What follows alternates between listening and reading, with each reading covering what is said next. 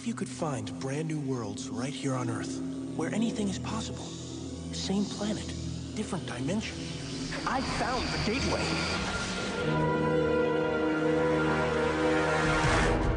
The Rewatch podcast presents the Sliders Rewatch, dedicated to the series Sliders on Fox and Sci-Fi Channel. Join us each week as we continue crossing the Einstein-Rosen-Podolsky Bridge and find ourselves in strange new worlds. Email your thoughts on each episode to the rewatchpodcast@gmail.com. Join us on Facebook at facebook.com/rewatchpodcast or on Twitter @rewatchpod.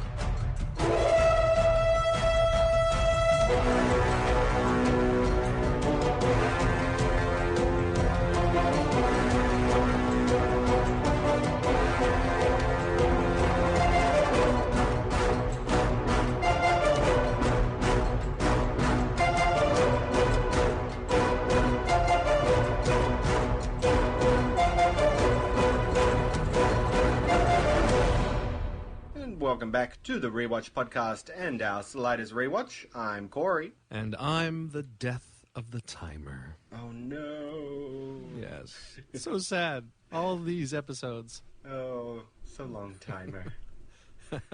Well, thank you for joining us here at the Rewatch podcast. And today we're, of course, discussing 2 more episodes of Sliders. And those episodes are Murder Most Foul and Slide Like an Egyptian. So, episode 1 today, Murder Most Foul, was written by David Peckinpah. David Peckinpah. And directed by Jeff Woolner. This originally aired on January 3rd of 1997. We're into a new year. Yes, we are. I feel like one of the Blues Brothers. Don't get me started on how they ripped off Sam and Dave. They think the professor's flipped out. Getting him out of here may take more than a polite request. Once we find him, we take him, no matter how rough it gets. We don't even have a plan, Cubone. We have a plan, we just don't know what it is yet. Hi, we're looking for a friend of ours, Professor Maximilian Arturo. I'll handle this. I'm Dr. Punch. I did the eval on Professor Arturo. It certainly didn't take you a long time to find him. We'd like to see him. He's on his way to Park 91-9. His fracture is severe, but Dr. Bolivar's had great success with his new treatments. Well, I'm sure he has, but no such treatment has been authorized. Where is this place? I'd like to see your identification, please. I have a better idea. You show me yours so that I won't forget. This whole thing may fall hard. I want to be sure that it falls on you.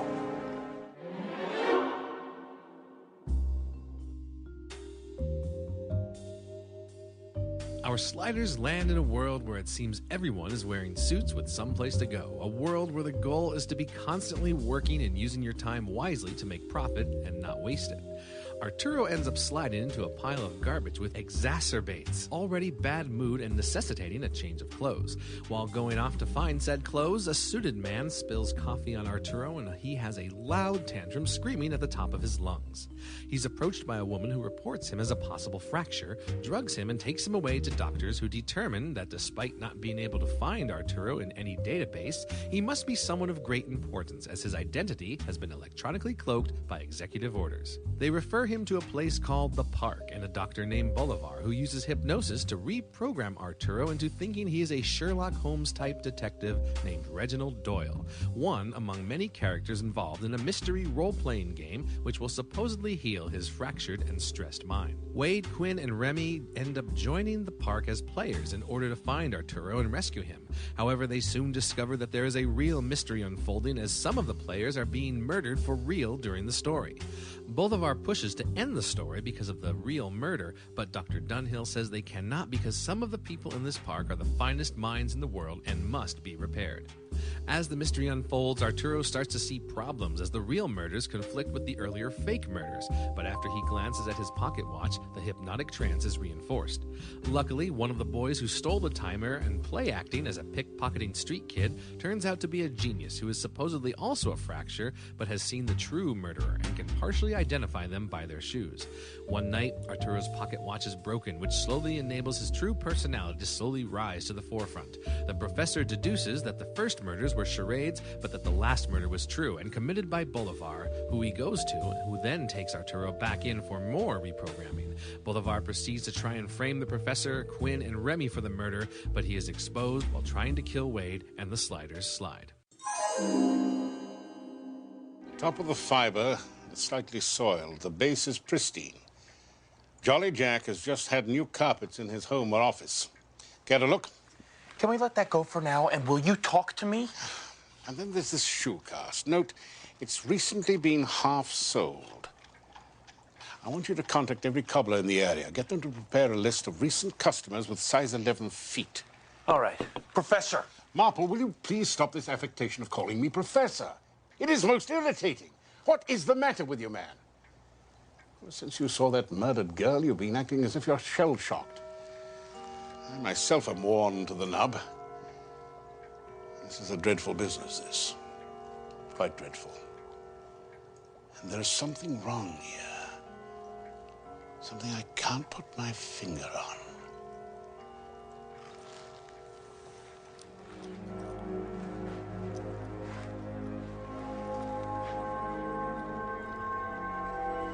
That's an interesting watch. May I see it? Certainly not. You've seen it every day for years. That's better. I seem to have acquired my second wind. You put on the kettle. It's going to be a long, long night. Okay, so just like last week, we actually have a fair bit of behind-the-scenes trivia on this. Okay, so in this one, originally, everyone was supposed to be a Sherlock Holmes character. They wanted to do that. They didn't have Reginald Doyle in there. There's no real explanation for why they didn't keep it as Sherlock Holmes. Someone said on the Dimensions of Continuity that maybe it was because it made it seem more like an alternate world. Like instead of having Sherlock Holmes, tied to our world, this is like a definite different world where there was no Sherlock Holmes and it was just some guy named Reginald Doyle. Right. So that was their explanation for it. Yeah. But yeah, originally, there was Watson, there was Lestrade, there was Moriarty. So it was all the old traditional Sherlock Holmes characters. And I'm pretty sure Sherlock Holmes would be in the public domain, so it's not like they'd have to get any rights to it or anything. So. And that's what I was thinking too, and someone actually mentioned that on the Messages in Time that they did mention Sherlock Holmes in the episode. They just didn't name all the characters after them. So, yeah, it was probably just to give it more of that feel of like, oh, this is a totally different world because we don't know who Reginald Doyle is, Originally, they were going to go to their room first. So instead of just walking around and going to the bar, they actually went to their room and they had an argument in the room, and that's when Arturo leaves to go, and he gets hit by biker mud. There's some biker that's going by and splashes mud on him, and the same thing, he has a big tantrum, and the lady comes and, takes him away. There was a reference to some more alt history about someone named Gates, and I'm thinking they were referring to Bill Gates, and he was the first lady's psychic medium at the time, and he went crazy, and he had to undergo the therapy as well, but he ended up killing himself in their story. So a little bit more morbid, but a nice reference to Bill Gates because he's a genius, he's very smart, of course. So, a good way of saying, yeah, even, this guy, he went crazy because of, working too hard. Oh, interesting. Yeah. There was some more scenes with how they were hired as the players in the role-playing simulation there. And they were asked if they were training therapists or civilian workers, and they chose civilian workers. But I guess some of those people in the cast are supposed to be actual other therapists in training, so they would get to see, a patient, go through recovery this way. So it was used as a training for them, not just as recovery for the fractured minds.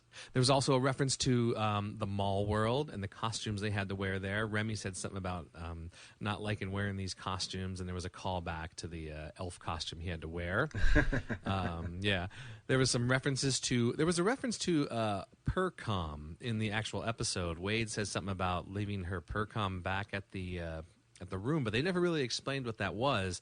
And it was basically just a personal communications device that they had to have on them when they were role playing, so they can communicate with the people running the whole thing, the therapists and whatnot. And if there was a problem and they lost it, they would have to buy the per-com. They had to pay for it.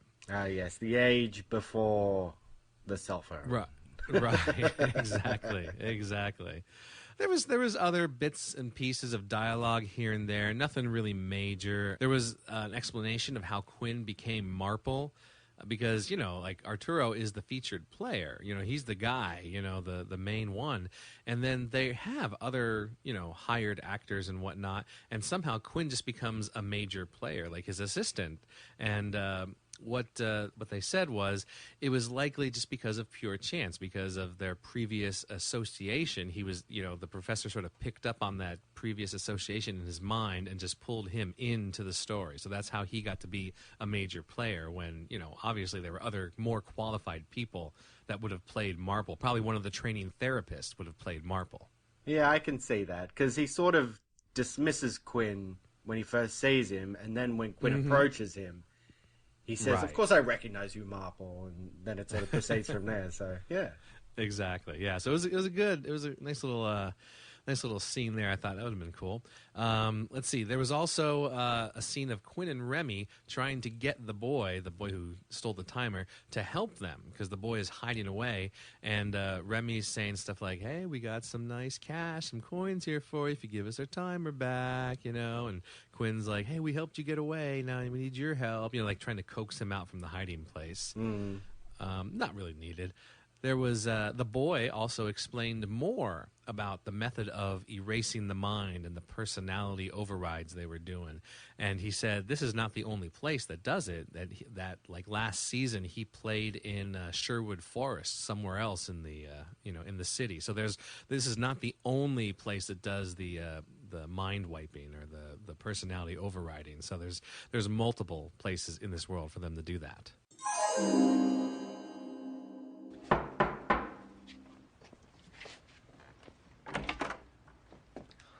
Mr. Doyle, I suppose you're looking for Inspector Reed.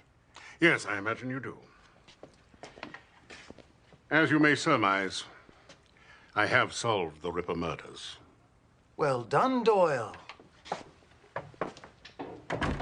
Don't keep me in suspense. Who's our jolly Jack? Inspector Reed's scene of crime reports help fill in the final blanks. The handwriting, when compared with that of the Ripper's notes, was conclusive proof. Reed? I can't believe it. Neither can I. Despite the rather elaborate lengths that you went to make sure that I did. Reed did write the first two notes. But the third, the one attached to the single rose, that was in a different hand. I took the liberty of comparing it with the police files to see if I could come up with a match. The handwriting was yours, Chief Inspector. Doyle, I won't take offense because of our long-standing relationship, but this is outrageous. There was only one murder, and you committed it. The other was an elaborate charade. Designed for what purpose, I do not yet know. I'm sure that when we match your shoes to the impressions I took at the scene of the real murder, they will match.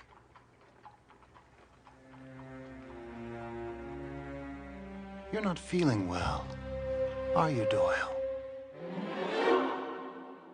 All right, well, let's get into our discussion of Murder Most Foul. Okay, so Arturo slides into garbage. I'm sure John Rhys Davies was just like, this is the best episode ever. This is the best episode ever. Love garbage. It's like you were saying, it's almost as if like David Peckinpah is like pushing him to leave the show. Yes. Hey, John, guess what we got you doing this week? You're going to get covered in garbage. And then, of course, you're going to be walking down the street and someone's going to spill coffee all over you. Exactly. I got to say, I mean, it's very comical, of course, but I thought, I don't know, maybe it's just me, the Sliders are being a little bit mean-spirited to him when they slid into this world. You know, like there was no sympathy that he would landed in garbage. They were cracking jokes, you know, and I was like, oh, come on, you know. We're laughing why? with you, not at you. I love that he Yeah, says because that. obviously. Yeah. I was like, what? Come on. You guys are supposed to be friends, you know? So I found that a little mean-spirited of the gang. No, a little bit. And you can see he's very tense. Oh, yeah, he's very, yeah. It's like, you know, like if you can read people, there's like a point where you can like look and say, oh, wait, you know what? We should back off because he's really getting pissed off. You know, like you should be able to read people like that. But then our gang's in the bar there and having a drink. And Of course they're in the bar. Yeah. And it's been a few episodes. It's been a few episodes, but Diggs is back. Oh, and yes. like everybody else, he's dressed up in a black suit because this seems like to be like the uber professional world where everybody works. But it's funny that his character is still like very much the same gossipy character. Oh, yeah. Gives them everything they need to know. And I do love that he looks at them when they say, oh, have you seen our friend? And he goes, dressed tramp, like you. And they're like wearing some nice clothes. Right. But it's just in comparison to what everyone else wears. Yeah, exactly. But yeah, I just thought that was funny as well, that even though he's still a professional who works in a bar, he's still pretty gossipy. Oh, yeah, definitely. And then Remy, they find out that Arturo's taken away, and they go to find out where he is, right? And there's this doctor who does what she calls an eval, and she seems to be getting suspicious of them because they won't like show ID or anything like that. They just want to get their friend back. And I don't know where they thought to sort of play this like conspiracy agency kind of role, but it's kind of what they were playing. And then Remy gets like super menacing with this doctor. He does. He played it really well. Yeah, it was cool, but I just don't understand like how they came up with this idea of like being some sort of shadow agency. Well, I don't know either, but I mean, like, it's neat when like a couple episodes ago when Arturo just came up with a cover story just like off the top of his head. And then this is like Remy's moment here. He comes up with this thing just right off the top of his head. He just leans in there and he just has this whole explanation, you know, like he doesn't flinch for a moment. He just offers up this explanation about what, you know, who they are. Well, not who they are, but saying you don't need to ask who we are, you know, and it was perfectly done. I don't know where they got the idea, but I thought it was really well done. Yeah, exactly. That's where I'm because we did have like a setup scene of her talking with another doctor about like how he must be some sort of like high profile government person or something, you know. And then the very next scene, the Sliders are walking in and they're sort of playing their part to, I guess, reinforce her belief. Right. That. And it was just, and they didn't hear her talking, so they just sort of pulled it out, and it was nice that it fit, you know. Yeah, exactly. So yeah, a little disconnected there, but whatever. But we get into the whole thing of in like a high stress world where people work all the time, they have these like role playing games, like huge areas of the city that are blocked off where people have their minds erased and replaced with a new personality to give their brain time to rest, and then they can play out the scenario in these role playing games. That's pretty much the crux of it, and it's an interesting idea. It is. I thought it was okay. Like when I first watched the episode back in the day, I'm not sure if I paid that close attention to why it was happening, but like, yeah, I like the idea.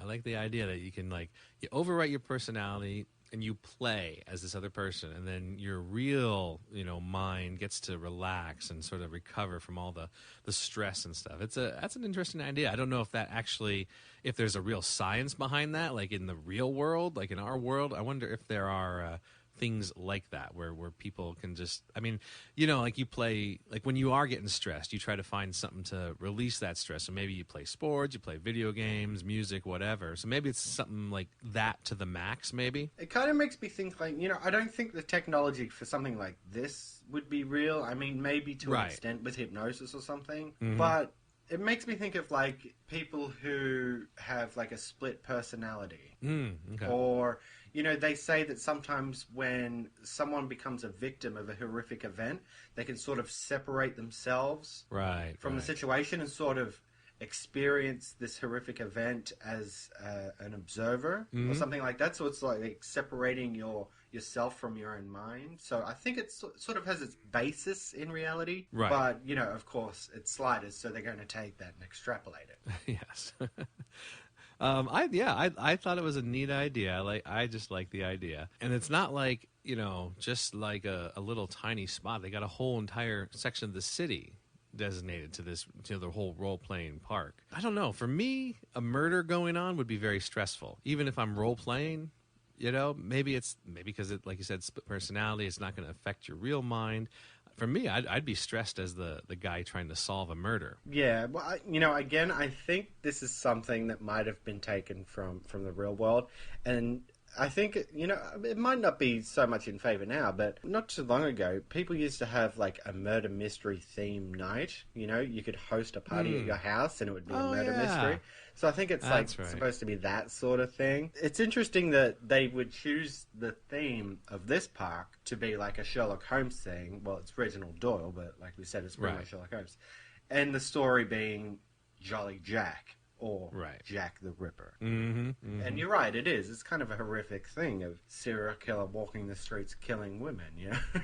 Yeah, you know, I think they still do those murder mystery things, because I think I saw that like on a Groupon thing where you can participate in some kind of murder mystery dinner or something like that. So they must still do that type of thing. I've never actually been to one myself, but I always thought it was an interesting idea. It'd be a fun night with friends. Yeah, exactly. So I don't know. I'll have to watch my email the next time Groupon comes through, and maybe I will do one, and I'll be Reginald Doyle. Nobody would know what you're talking about. Exactly. You show up there, he's like, "No, I'm not Sherlock Holmes. I'm Reginald Doyle." Don't you know anything? Have you not seen the '90s sci-fi classic Sliders? God, it's elementary, you blistering idiot. Have you lost your marbles, my boy? So yeah, but you know, and then of course the story unfolds from there. You know, an actual murder happens, and Arturo is going to continue playing the role of Reginald Doyle and investigating this, while it seems like nobody else realizes that this was an actual murder. It's pretty cool because you got the murder within a murder mystery, you know, it's like, or a mystery in a mystery. It's like it was really kind of neat, the layers that they did there, because it's really cool. Like later on when he discovers, like, wait a second, there's something very different here, because this murder, this one, you could smell the blood, but then the other ones, it's like, nah, those don't line up. So something's going on there. So it was neat the way they did that. Yeah. I actually thought that was quite funny when he unveils the whole thing at the end, and he's pretty much figured out the whole thing. In that the first two murders were some sort of elaborate hoax for reasons I do not know yet. Yeah, I was wondering how they were going to solve that, because, you know, the first one, you know, he said, I did not smell that smell of the blood, and I smelt it here. I was wondering, and I thought that he was the red herring. I thought he was, you know, going to be the bad guy. I didn't think he was going to be the bad guy. Or not, wait, what am I saying? All right, when they first showed him, I thought, boy, he's really creepy. And I was like, oh, he is the bad guy. But then when they started to lead it towards the other guy, like he was trying to frame Reed, I was like, oh, he's the bad guy. And I totally ruled out Bolivar then. And then so that twist at the end really got me when I originally watched it. And I really like the actor playing Dr. Bolivar. Yeah. I don't know what else he's been in. Yeah, I don't know. It's just something about, like, the character he played in the role-playing game versus the Doctor versus, spoiler alert, the killer. Right. Yeah. But it was when Arturo rocks up at his door and says, well, you know, as suspected, I've solved the Ripper case. And he looks at me and goes, well done, Doyle. Come on in. Yeah, no, it was really good. And, like, when I first saw him, I was like, boy, he's a little creepy, you know? And then I thought, oh, well, maybe they're just trying to make it seem like that he's the bad guy, but he's not the bad guy. And then, of course, the good-looking Reed, you know, who hits on Wade at some point, you know, and, you know, I thought, oh, so he's the real bad guy. And like, no, it's him. Oh, my gosh, I was taken. Yeah, and then I can't say I really liked the explanation for it at the end, because it's like, you know, it almost feels like they didn't explain it very well. Because they were just like, no, he's the fracture. You know? And you're just like, wow, man, like in a high-stress world, these fractures can just murder people? Like, what? Mm-hmm. I guess if you're in a high enough position like he was, you know? So, yeah, I don't know. It just seems like when they say fracture, you know, you think of, like, how Arturo was acting in the street, you know, going all crazy, yelling at people or something like that. Right. Whereas Bolivar seemed to be able to pretty much continue doing his job as a doctor, plus do the role-playing bit and come up with a fairly sophisticated murder plot, which included murdering someone, framing someone else. Well, yeah, you know, see, like, I didn't think about it, but when you put it like that, it's like, yeah, that really isn't the best explanation there. Yeah. So I'm just like, he didn't behave like what we were led to believe a fracture would behave, though. It lines up more with how you were thinking, like a split personality type thing. Yeah, yeah. So I don't know. So yeah, I feel like Greg Brady or something. I never thought about it like that, Dad. Yeah. Like, I never thought about it like that. That's a good that is true. That is true. All right. Yeah. Okay. And then on the other side, we've also got the good old tried and tested missing timer or stolen timer cliche. Right? Oh yeah. Oh, it's just awful. It's like they got to stop doing that. It's such fake drama, you know, because you know they're gonna get it back. It's like, oh man, this again. All right, so here we go. I mean, wasn't it just like an episode or two ago? Was it or last episode? They were they had that in there in the script, and they got rid of it in state of the art. The timer was going to be damaged, and they weren't going to be able to repair it until the very end, when it was amazingly just repaired and never even addressed, and they got rid of it because it's done too much. Yeah, it really is. But yeah, I do have to say, because if I've said it before, I've said it a million times. Child actors, ugh. This kid does an alright job. I didn't mind him, you know. He had some good lines. He wasn't that bad, yeah. Yeah, when he talked about having dismantled the timer and then put it back together again, figured out what it does and all that kind of stuff. I believed it. You know, I was going with it. But then at the same time, he came across as like just a kid who wanted to play, you know, by the end there. You know, he's super smart, and he says, you know, I've got all this time to play in the park now, but hey, maybe one day I'll build my own dimension gizmo and I'll come and find you. That was like, no, you're not. You're not going to. It'd be nice if you did. It'd be pretty cool, you know? But just like Logan St. Clair, you're never going to come back again, kid. You're gone. You're off with what's his name? The dog, Henry, and Ryan and the girl from from El Cid. You're all just hanging out somewhere. You're with them. You're never going to see these guys again. Forget it. Yeah. Well, they do give him that one line that he has to deliver after they've slid, just like the kid in the Texas, California world. Oh, that's right. Quinn, where are you? This time it's like, look up at the sky and go, one day I will find you guys. And he's like, oh, God, shut up. You know what you were doing want? so well, kid. You want the Punk Wade fanfic. I want a fanfic with all the characters that went missing after we took them to the next world. I want that fanfic where they all come together and like maybe they plot against the Sliders for just leaving them on this world. I don't know. That's what I want. That's my fanfic. Someone out there, let's get on that. Come on. Flame Boy's really going to attack this time. Exactly. Flame Boy's revenge. Oh, good Lord. Okay. But, Bolivar does attack Wade. You know, he finally goes after her. It turns out he was actually after her the whole time. And it was, their little friend that they'd made who mistakenly thinks that a letter was for her, so she ends up being the victim instead of Wade. But when Bolivar starts attacking her, and, Wade's got a sprained ankle or something like that, and she's still kicking him off, and I'm like, yeah, Wade ain't no victim. That's right. Don't mess with her. She's sassy. She's sassy. She ain't got time for that. No, she was good. She was pretty good. The thing, like, now, all right, I'm not particularly big on this type of thing, but I notice a lot of things I see from different people on the social networks, and they always talk about, needing strong women characters. And I think Wade is a very strong women character. The only thing I know that they would complain about is how she still does eventually need to be saved by a guy.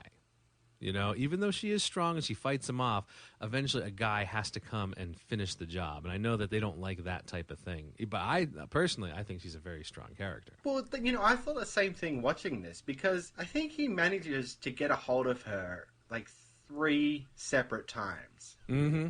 And it's really not until, like, that last time when, the guys show up to help, that it really looked like he was going to kill her. He was actually going to get there and kill her.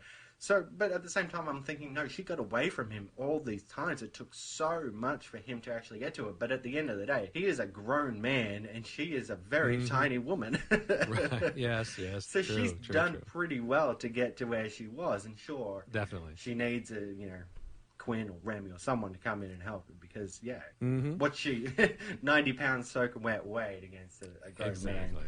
Yeah, exactly. It was believable. I liked it. And so there was another reference to the 29 years, which I missed. Yeah. It was just a quick, while they were walking along the street, Quinn mentions it to Remy, we need to, I think they were talking about just Arturo, getting Arturo's mind back or something, because if we don't slide, it'll be 29 years again. And I just thought, oh, there we go, just another random 29-year reference. But yeah, all in all, I really liked this episode. I thought it was fantastic. Yeah, which is surprising because it's written by David Peckinpah, and we all know what happens, with future episodes, but this one was actually really not too bad at all. Like I enjoyed it originally, and rewatching it, it's a fun episode. It's a very fun episode. Yeah, and as I questioned it when I was sort of giving just the stats at the beginning there. But this is the first episode written by David Peckinpah, and it's not bad. Yeah, not a bad debut. And now, another episode of Moments of Truth with Maximilian Arturo. Is there a problem, sir? No problem at all, madam. No, I just normally go around with coffee floating all over me.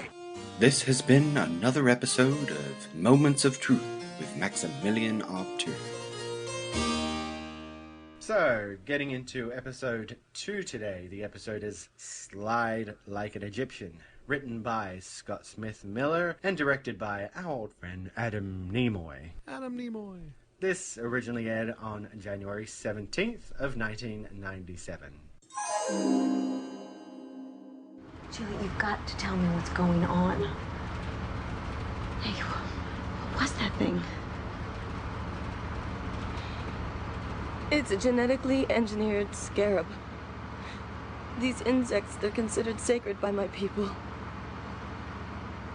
It's to be sealed inside the tomb, along with the pharaoh and all his personal slaves. Well, let me guess. It's not a pet. The scarab guards the pyramid's riches against thieves. The slaves are his food. And now we are going to join them. No! No! Please!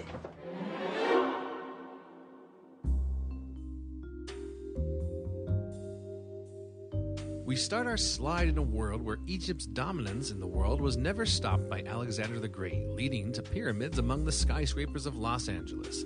On the street, a group of the pharaoh's attendants and the Kari Heb, the current man in charge, are escorting a giant genetically engineered sacred scarab to the pyramid to be sealed inside with the dead pharaoh. The scarab busts through its containment box and attacks one of the female assistants, named Sheila, prompting Wade to jump in and help, but ultimately requiring Quinn to play hero to break them all free. The guards apprehend Quinn for helping, taking him to doctors Arkbit and Mubarak for a procedure in which he will be killed and then brought back to life, a procedure they have been experimenting with on sick or terminal patients, and in this case are lied to that Quinn himself has a tumor and to attempt the operation on him. Arturo rescues an imprisoned Wade while Remy tries to rescue Quinn but sees him on an operating table, seemingly dead, his body drained of its blood. He reports the news to Wade and Arturo, and they are all left saddened and shocked. Attempting to make Quinn's death mean something, the 3 remaining Sliders choose to stay and rescue Sheila from being trapped in the pyramid, who tells them that Quinn is likely still alive as the procedure could have a better result when used on healthy people, so they choose to miss the slide to see if Quinn has survived.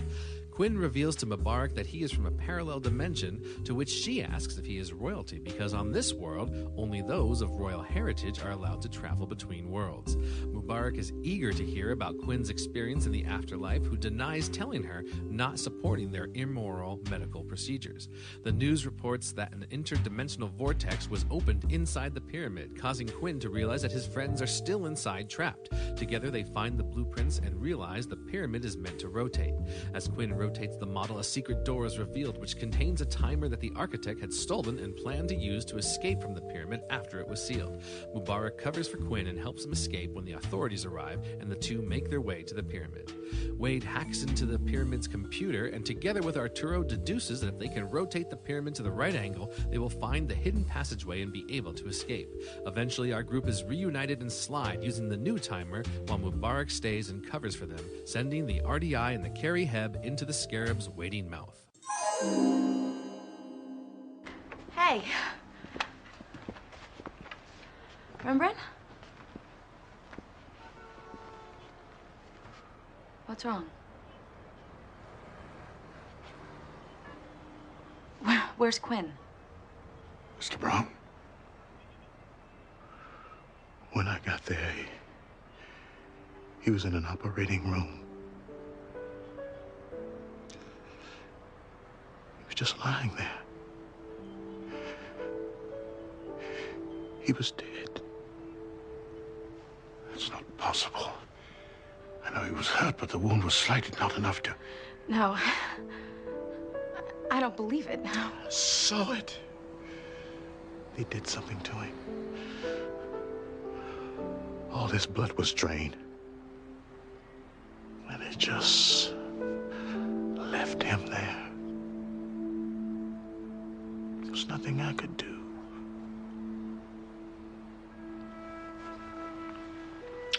There was nothing I could do for him.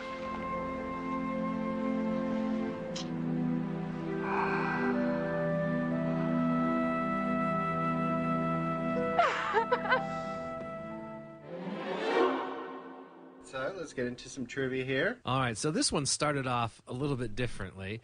Arturo and gang are walking down the street, and Arturo is trying to take off some makeup that he is wearing.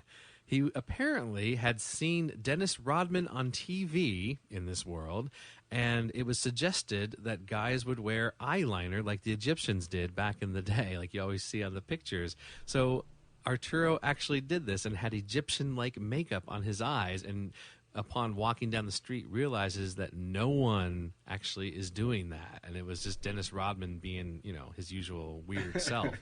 And so he's trying to take it off, and the Sliders are making fun of him as he tries to take it off. It's a funny scene, but it doesn't really make sense, like, for Arturo to do that. Yeah, he would, you know, it continue being his normal self.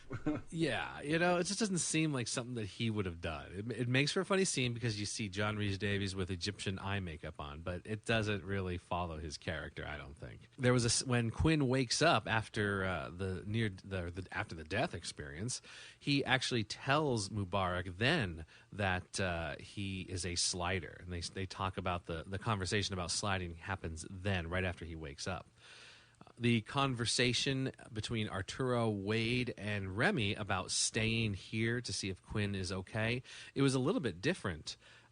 In the original, Arturo says, but if we miss this slide, you know, it's 29 years and then we're stuck here, you know, we have to slide, you know, and Wade says, no, we have to stay because, you know, he could be alive. We can't just leave him like that, you know. It was almost like Arturo wanted to slide, but then as they talk about it, it finally comes around to almost the final version, and Arturo says, you know what, I've lived my life already. You two are young. You go. I will stay and make sure Quinn's okay. So it does come around to almost like the final version, but it was a little different in the very beginning. Mm-hmm. And we'll get into what we think of that actual scene. Yes. In the main discussion, I think. Now, thank goodness they got rid of this scene. There was going to be some Diggs exposition, of course. Okay? There was going to be a lot more Diggs exposition. Did we see Diggs in this episode now? Let me think. No, I don't think so. Okay, so he was cut, thankfully, because it was such a badly written scene. Basically, Quinn, you know, they go back with the doctor to the Chancellor, and his friends aren't there. And Quinn is just disgusted, and he's disgusted with the doctor, and he leaves the doctor. You know, he's like, just whatever, I'm done with you, and he leaves. And he goes down to the bar, you know, of the hotel, and of course Diggs is there, and there's like a news report going on talking about the pyramid, and Quinn is just there drinking, and like Diggs is just, you know, there at the bar, and Diggs starts offering up all this information. No one's asking him anything. Quinn's not talking to him at all, but Diggs is like, oh yeah, you know that pyramid, da-da-da-da, and it turns like this, and da-da-da-da, and the pharaoh's in there, and da-da-da-da, and the architect is doing this, and da-da-da. It was so bad. I was just like, oh my God, thank God they cut that out. It was just terrible. Yeah. It was like the worst type of exposition ever, because Quinn is just like sitting there minding his own business, and like Diggs just starts offering stuff about what's going on in the pyramid. It's like, what the heck? Yeah, that sounds worse than usual. Oh, it was bad. It was bad. You got to check it out. Again, you know, if you don't know by now, go to dimensionsofcontinuity.com, check out the Lost and Found section, and you can read that scene in all its wonderful exposition glory. All right, so let's see. There was a scene with the Dr. Murabek facing off with Akbit. These names are really, really something. There's a scene with them two talking about how Quinn didn't have a tumor and how she was lied to and how come he lied to her about that. And it was a pretty decent scene. I'm surprised they didn't keep it in there, but it's, you know, for whatever reason, time, you know, they need to cut something. Yeah, keep the story going. Exactly. For some reason, and I couldn't figure this out, I had to read it a couple times. Sometimes, I don't know if sometimes these scenes are from different draft versions or what, but in one of these, Sheila, the girl that they saved, gets recaptured again. She gets recaptured again after she gets out of the pyramid, and they have her in the necrology ward again, about to be operated on, and you know, obviously she's not sick, or you know, she's not supposed to be operated on. And Murabek comes in and she lets her out, like she saves her. It was just it was a weird scene. Like I don't know why, like they would have had her recaptured again. Definitely cut for time, because there was no reason to have that in there, having her get captured again. So I'm not sure why that was in there. Well, it's bad enough that she just disappears after they save her. So exactly, she just runs off. She's gone. She's like out of here. Oh my God, I'm out of here. Yeah, so it was just a weird scene.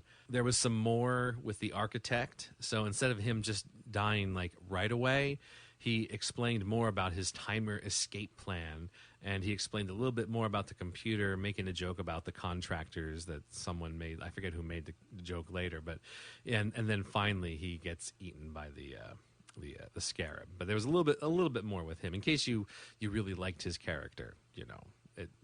Whatever. If you did, I don't know what to say about you. Yeah, the 30 seconds we spent with him. Exactly. There was a scene with the FBI, well, the Egyptian FBI, with the RDI or whatever it was. They came into the room and found Quinn and the doctor in there, and they said they knew that the architect was going to slide, but we wanted to see if he had accomplices too, so they were waiting. So they were implicating that Dr. Murabek was an accomplice of the architect in stealing the timer and all that. And then as they go to arrest her, it goes back to the final version with Quinn and her leaping out the window. And then finally, there was a scene with Murabek and Quinn saying, you can come with us. Of course, why not? You know, just drop her off in that world with Ryan and Henry the dog.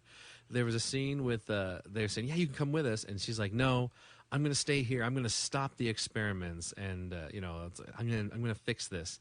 And Quinn does keep the original timer, like he takes it with him, and because he says, you know, who's got the original? You got the timer? Okay, good. I need to get the geographic stabilizer out of it, and then they slide out of there. So there was a reference to the original timer as well. Yeah, it's interesting that they didn't delve into that, considering no, we do have a new timer now. Oh, yep, they do. Well, if anybody built a secret passageway in here, they certainly hid it well. I said it was a possibility, not a probability. Oh.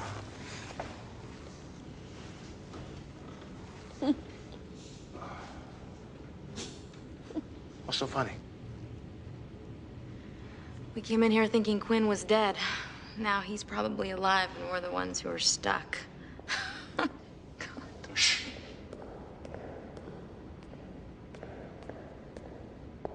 Scarab.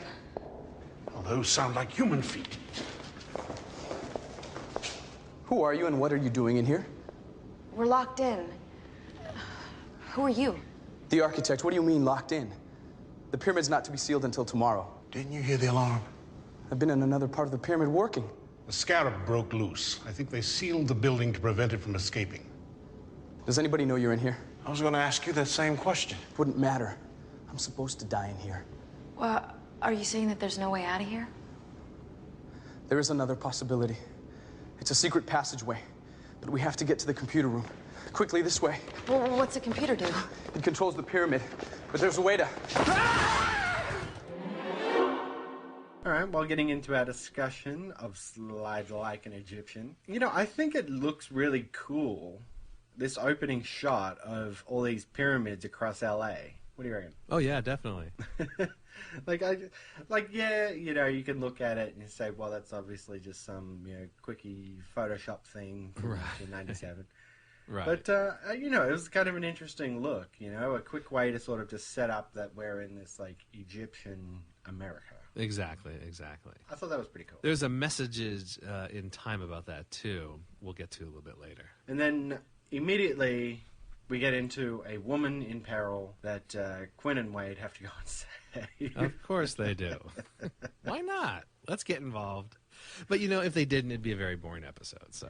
Yeah, that's true. It did sort of, I don't know, it just didn't seem like a regular episode, in a way. Yeah, there's something about it. It's different. It's different. Yeah, just the way it kicked off, because they were all just, like, sort of walking down the street. Right, we didn't see him slide in. That's right. Egyptian world, and then just bang, something's happening, and I was just like, oh, geez. It just... Yeah, I don't know. It just seemed like a weird beginning. Yeah, I mean, we might as well mention it now because it's gonna. I mean, it's not the elephant in the room; it's the beetle in the room. The beetle was just awful. The beetle was not good. Yeah, that CG was pretty terrible. You know, like in the beginning there, when it busts out of the box, it's like, well, okay, all right, maybe it's just an arm. Maybe it gets a little better later, but like it doesn't get any better. It gets worse when you start seeing it like full body on or whatever. It's not the best work that I've seen. Yeah, with the woman who is her name's Sheila, and she's sort of pressed up against the crate, and then Wade's there trying to pull her, and then Quinn's got like some sort of iron bar or something that he's picked up, and he's trying to like push the arm away. Right. Yeah. Exactly. And it just didn't mesh well together. It didn't look right. Yeah, it did, yeah. I was like, well, okay. Suspend my disbelief. I'll go with it. But it turns out that this is like a genetically engineered scarab beetle. And of course the scarab is, a very precious part of Egyptian culture, right? Mm-hmm. And since they touched it, then they need to now also be sealed up in the pharaoh's tomb. And see, when I was watching it, I was like, did they actually touch it? Because I know Quinn touched it with the bar, but it was like, it's like they didn't really actually touch it with their hands. Maybe it's not such a big deal. Well, maybe that's why Quinn got sent to the quote-unquote necrology ward of the hospital. Right. Whereas, the girl was going to be sealed up in there. Right, that's true. Yeah, so Wade and Sheila are being taken out to the tomb, and the professor just saunters in to the back of the truck and knocks out the guard and saves Wade. Security is very lax there, Yeah, that was a little convenient. Just comes out of nowhere. And he's like, this is the pharaoh's tomb. Like, again, this is part of Egyptian culture. When a pharaoh dies, he has his own giant pyramid tomb. You think security would be all over it. Oh, yeah, exactly. But nope. He's just sauntering in, whacking people across the head. Come on, Wade, time to go. So, yeah, a little convenient, but whatever. The scene with Remy, of course, is much better than that. Oh, yeah. Because Remy is going to go after Quinn, and he finds him dead. Bum, bum, Totally bum. Yeah, this was a pretty good scene where he comes in, and it was kind of gruesome with all those buckets of blood and... Yeah, I don't know. Do you remember thinking that maybe Quinn was dead when you watched the episode? I never thought that he would die. No, he's just. Yeah, it's that thinking like, well, he's the lead. How can you kill the lead? Well, they can stick around season 5. Anyway. Yeah, well, I think especially because it sort of has like the old cliche of seeing your own body, looking down on your own body when you die, and you can hear Quinn talking and stuff like that. So it's like, yeah, he's gonna come back. He'll end up back in his own body. Yeah. Definitely. Yeah, before we get to what's going on with Quinn, we've got Remy delivering the news to Wade and Arturo. And this was a pretty damn good thing.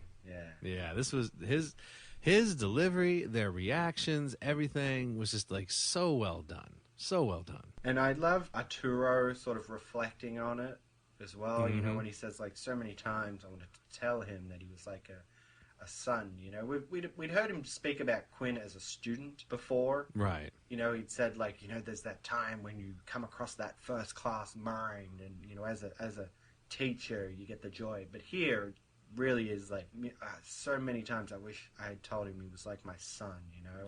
And he says, like, I knew that he looked up to me as a father, and, you know, right. It was really great stuff.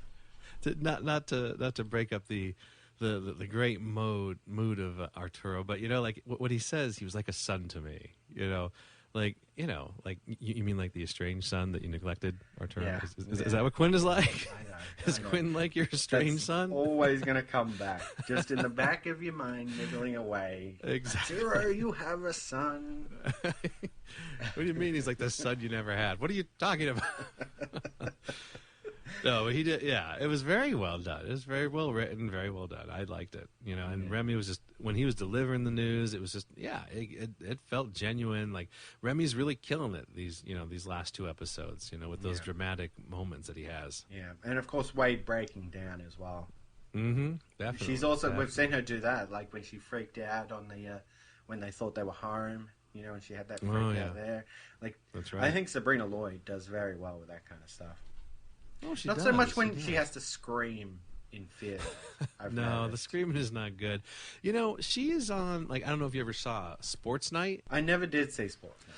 You know, when I started rewatching Sliders, I actually started rewatching Sliders like a year and a half ago. I was rewatching a bunch of the episodes, and I started to get on this big Sabrina Lloyd kick, you know?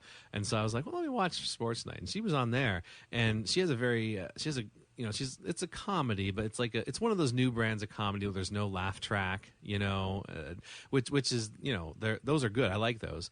And her character was a little quirky. She had some fun moments, but she does get involved in a storyline there that is a little bit dramatic, and she does a really good job of it. She's a very good actress. She really is, despite what some people might say, you know. She's really, really, really good. Now, as Quinn dies, he ends up seeing someone. It's supposed to be his dad, but that's not his dad. That's not his dad. That's definitely not his dad. We've had Bizarro Quinn's mum, so now it's time to have Bizarro Quinn's dad. Exactly. And if I remember correctly, looking ahead, even when we do meet his dad, it's not the dad that we knew from the first episode, or from the first episode. We have different actors playing him then too. So anyway, we focus on this one. Here we go. So we have this guy. We have his dad. Yeah, so I don't know what the deal with this scene was, but it's weird. I've got an idea. Like you say, you know, he sees his dad. They're tossing this football, and his dad says to him, you know, remember what I said? If you can touch it, you can catch it. Mm-hmm. You know, and he says, you know, and Quinn's like, I don't know how to get home. And he's like I always said, if you can touch it, you can catch it. What I think it is, and like there's other people too who have written about it, and they're not sure what is that advice? What does that mean? You know, I think that the advice means that if you kind of can get home, you're going to be able to get home, and they have kind of gotten home before, you know, at the end of Into the Mystic. So they kind of touched their home. They kind of touched Earth Prime. So it's like, you know, you did it once, you can do it again. It can happen. Like you can, like, if you touched it there, you can catch it and get home. It's just going to take some time. That's what I think. Yeah, but I don't know. It just seemed like this was a piece of advice that he would say all the time. Plus, they're tossing the football.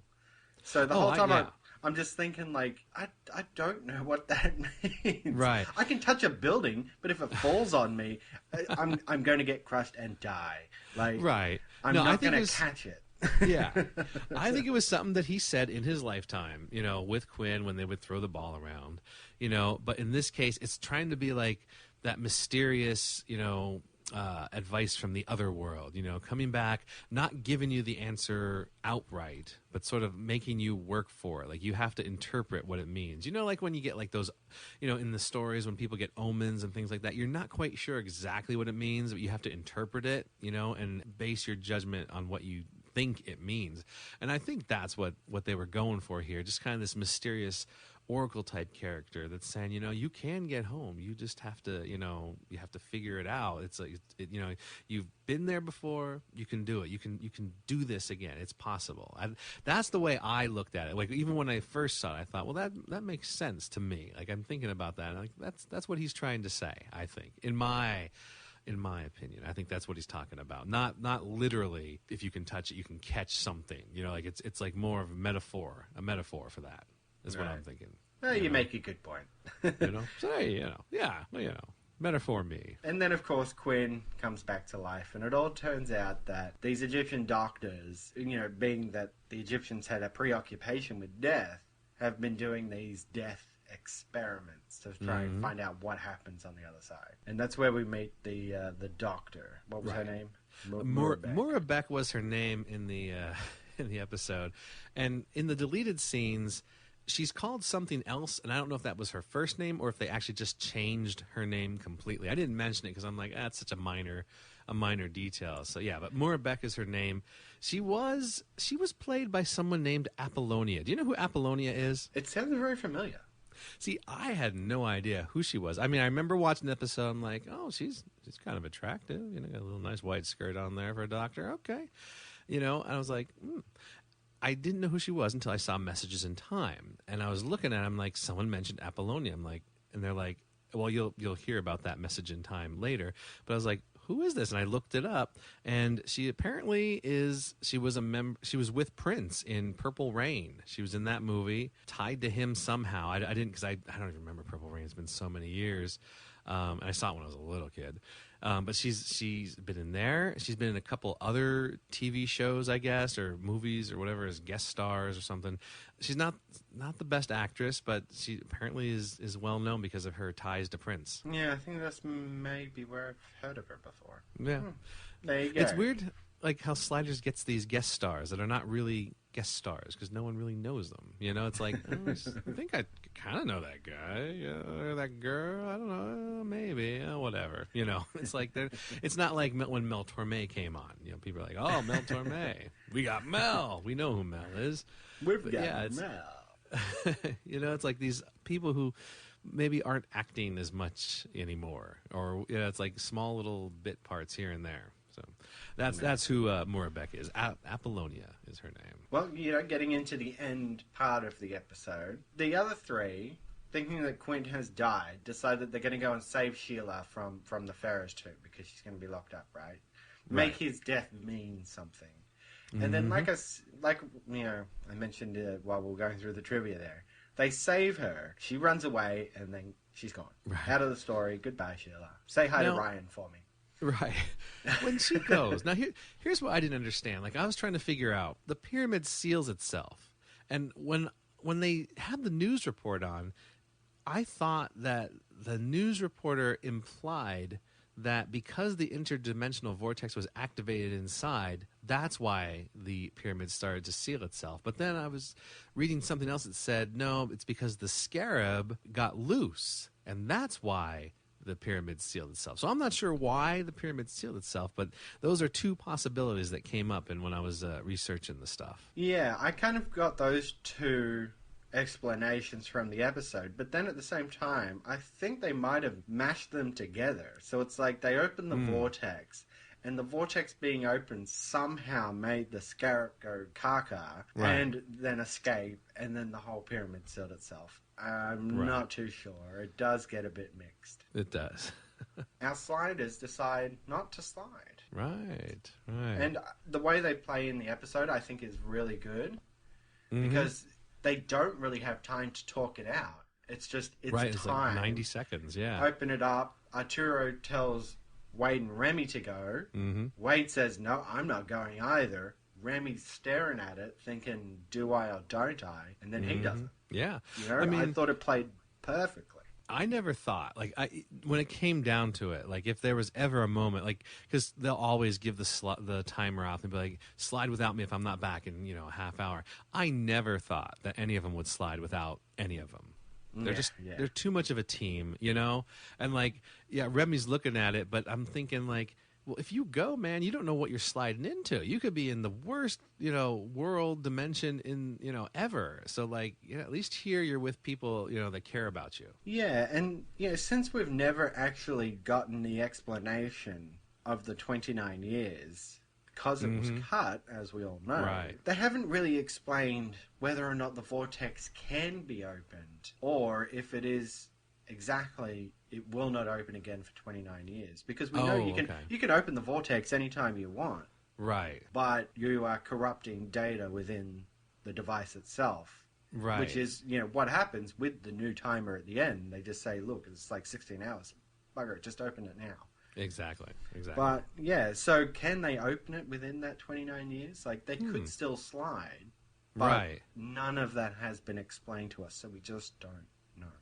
Yeah, because the powers wouldn't, or the vortex wouldn't be at its strongest or something, so they could end up dying, I guess maybe getting lost or something within the vortex, because that's the whole point of the timer, when the two dimensions were like in sync or something, so it was easier, less strain on the timer, I guess, is what it was originally, right? Yeah, I think so. Right. But so, it is. Yeah. It's as it stands, it's very underdeveloped. And we just don't have these explanations. But we do have explanations from the architect.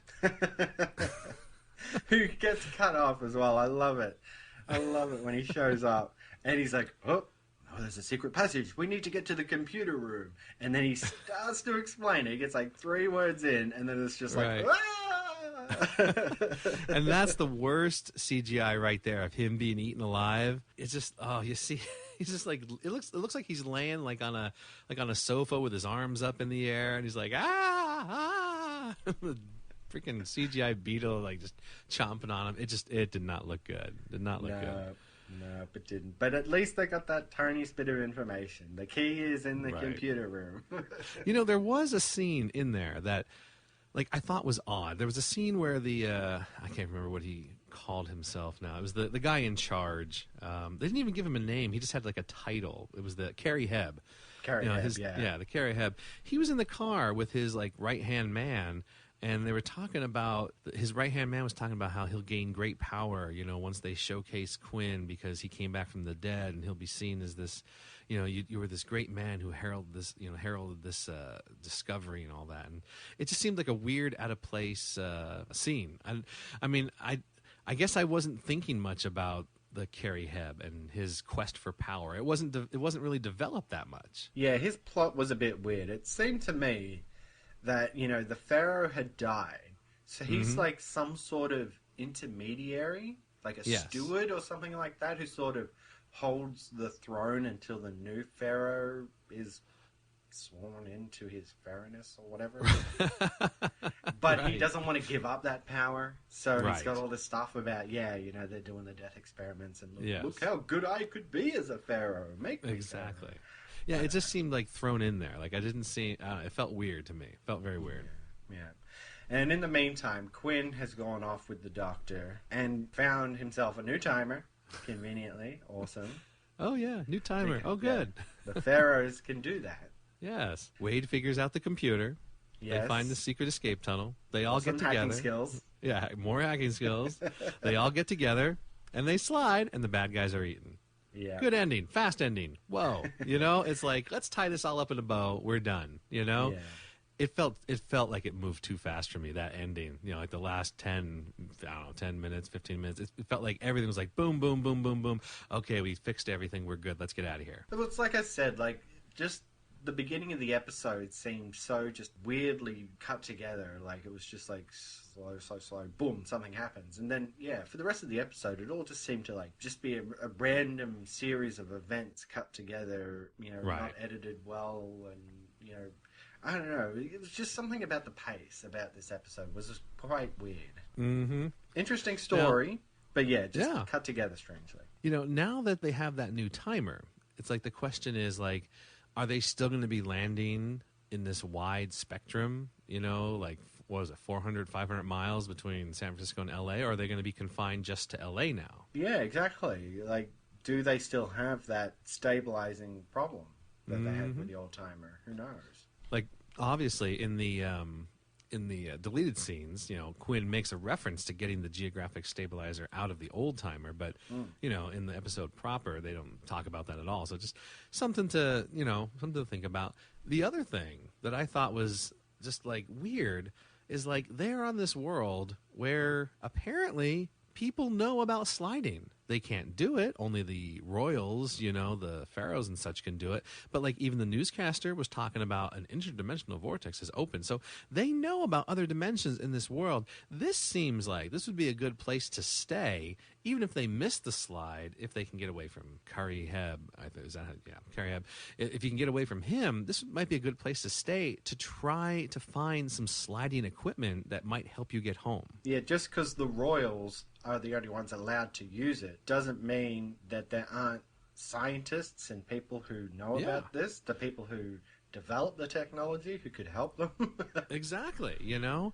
Yeah, and, like, if they didn't get into any of that. Didn't No. reference it. It was just like, you know, like Quinn wasn't surprised to hear that they knew about sliding at all. It wasn't, like, brought up, really. It was just, like, there, and it's like he just accepted it. I was like, well, that's like a storyline that could have been, you know, developed a little bit more and taught, you know, like, it would have been interesting, I think. But, you know, this is Sliders, so. Yeah. At the end of the day, I thought it was a good story, a good concept with the Egyptian mashed with America kind of aesthetic going. The guy's missing the slide, getting a new timer. Good story, good episode. I just thought it was oddly paced and edited. Yeah. Yeah, when that, like, I didn't remember all the details from when I first saw it, but when I was watching it this time and we got to the ending, I was like, well, that was really fast. They resolved those things so quick. Okay, all right, well, we move on then. Why is she here? I wouldn't be alive if it wasn't for Dira. Quinn, we missed the slide. I know. Thanks. It's the police.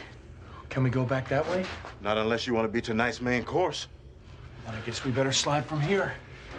Where'd you get that? It's the architect's escape plan. Why is it counting down on its own world? No idea, Professor. Maybe the architect hadn't planned on activating it manually. Just pray that it works. Come with us. My work is here. I can't. And you were right. I have to put an end to those experiments. That thing is right on top of us. Thank you for everything. Good luck. I'll try to delay the police. Thank you. Look, are we gonna make it to the next world? This thing is still reading 13 hours. Just have to activate it early. Well, that means corrupting the data. That means we'll be back to random sliding. Who cares? Look, just get us out of here.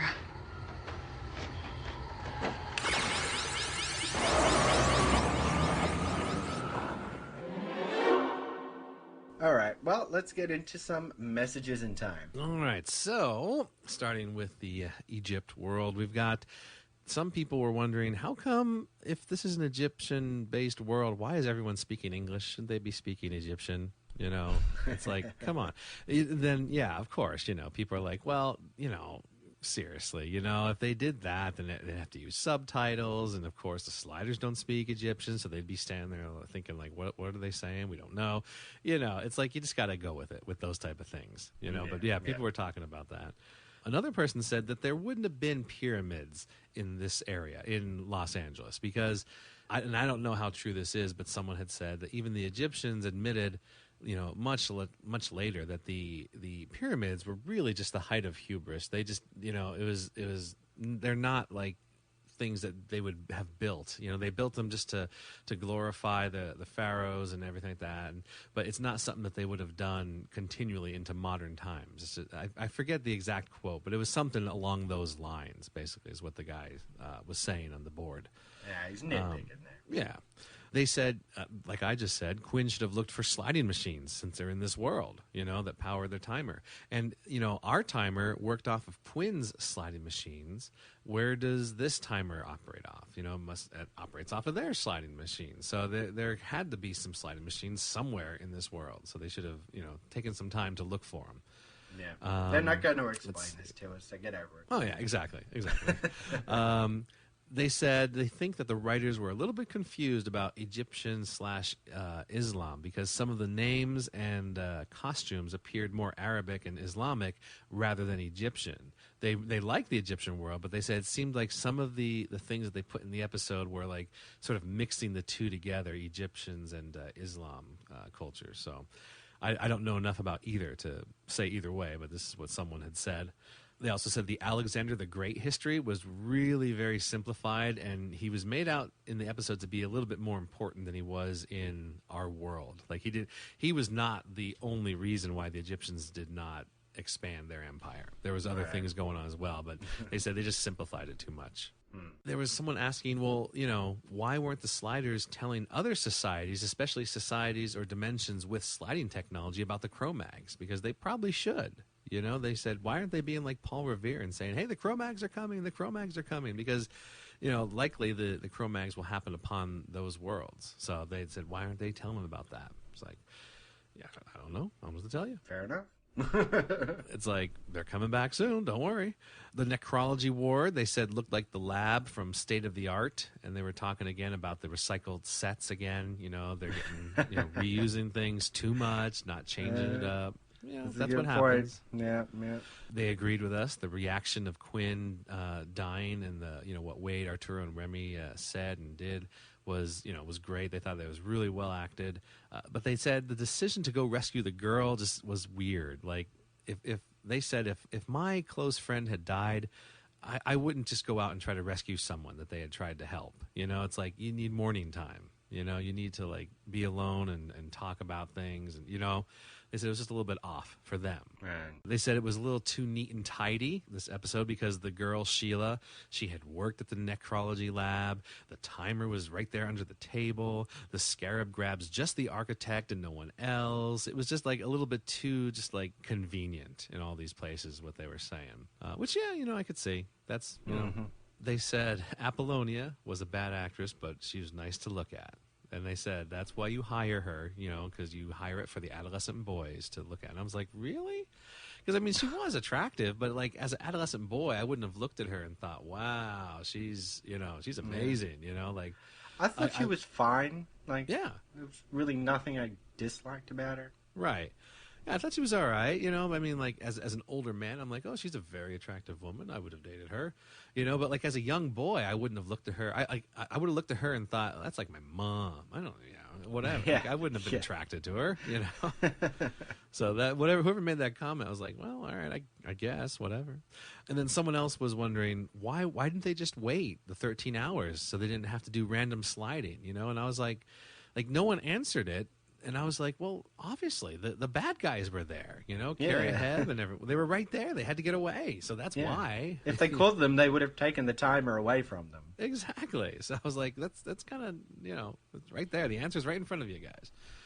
All right. So we get into messages in time for Murder Most Foul. And they liked Remy's little line about how the Blues Brothers ripped off Sam and Dave. You know Sam and Dave, right? The original guys who sang Soul Man. Yeah. So they say that was a great line because it's in character with Remy. It's not something about like him being in the Navy. It's him referencing music stuff, which makes sense. He knows his music history. Exactly. It's like when he picked out like Mozart or. Yes. Something like that. And he goes, man, if you're going to play the game, you got to know the classics. Exactly. People were sick of Wade and Quinn being the object of people's affections. Like they fall in love with Quinn or they fall in love with Wade or they're attracted to Wade. It's like, come on, let's get rid of the romance stuff. Let's move on. Let's get more to the the actual stories of that type of thing. They were tired of that. I can sort of see their point, I guess. Yeah, do it or don't. Yeah, they said they saw the bad guy a mile away. They knew it was going to be Bolivar. And like I said, I was like, oh, wow, he's got to be the bad guy. But then I was totally thrown off and thought, oh, no, it's Reed. But no, it's Bolivar. I was wrong. So they saw the bad guy a mile away. They liked Arturo figuring out how only one murder was real because of the smell of blood. They thought that was a neat little twist.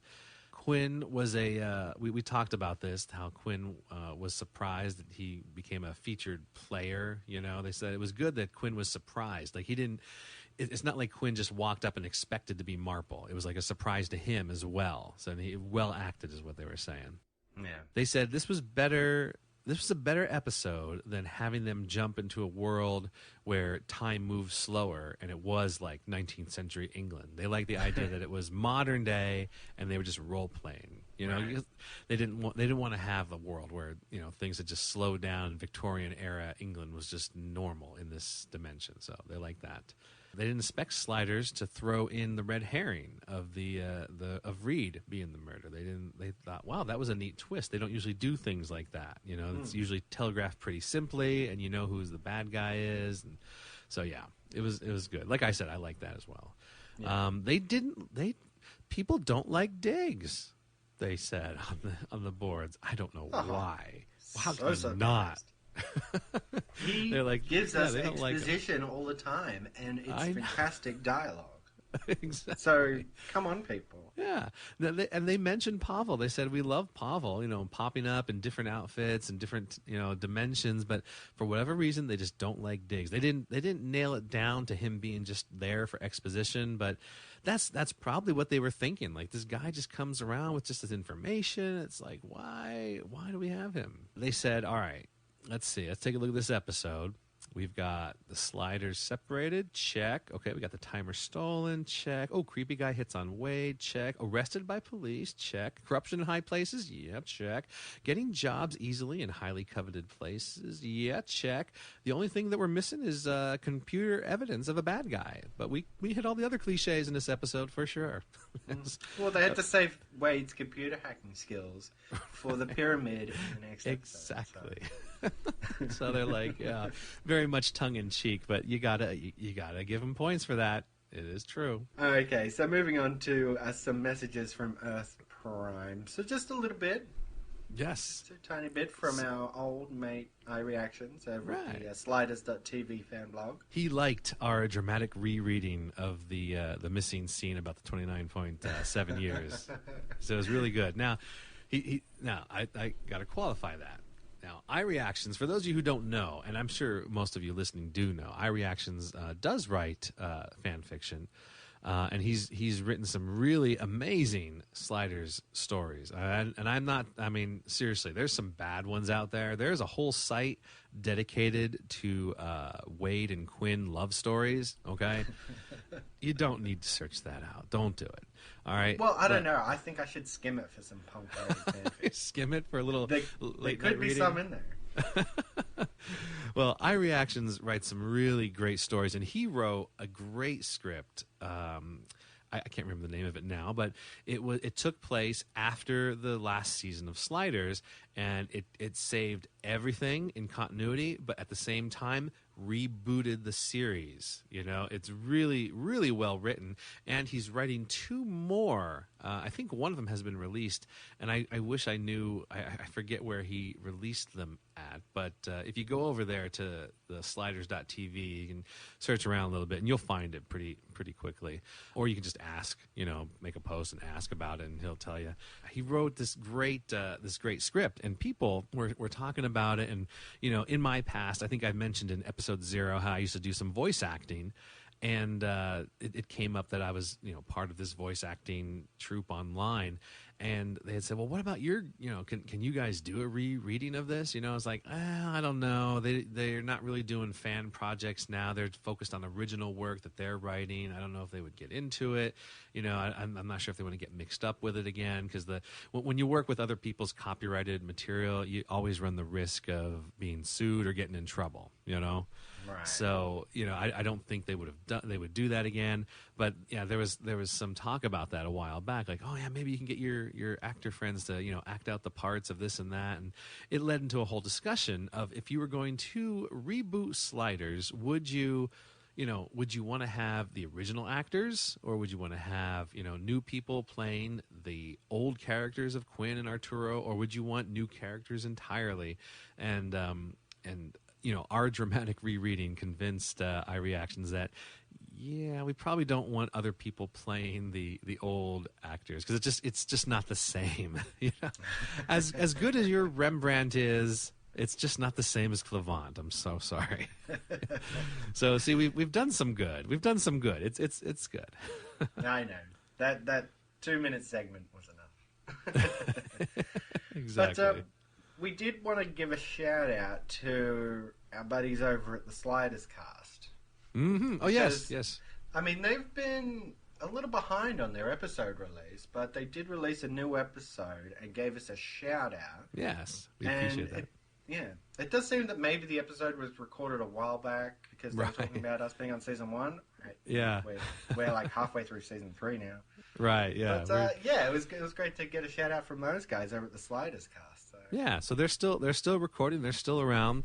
I mean, without them, I probably wouldn't even be here without them because I just for some reason one night I was looking up Sliders stuff. Like I said, when I was getting back into, Sabrina Lloyd and the whole Sliders thing about a year and a half ago, I found Sliders.tv, I found the Sliders cast, and I started listening and started, I got on them a little hard, I admit, but I became a fan of them, and I really got back big into Sliders, and then suddenly Cory pops up, and someone who had seen me post on Sliders.tv said, "Hey, Cory, ask this guy," and here we are now, season 3. Yes, we're trucking along quite nicely. We are. So, yeah, we appreciate the shout-out, and definitely check out Sliders Cast as well. If you're hurting for Sliders entertainment, there's not a lot of it out there these days. So you got us and you got them. So check it out. So next week's episodes are Paradise Lost and The Last of Eden. Right. Maybe we should say now that we know that originally, or the way that things were aired, Last of Eden should come later. Yes, as I think it's structured as like a flashback. Yes. So when we watch it, we're going to be, it might be thrown off that they have sort of restructured it in that flashback form. Mm-hmm. But it is a story that is supposed to come before the big two-parter.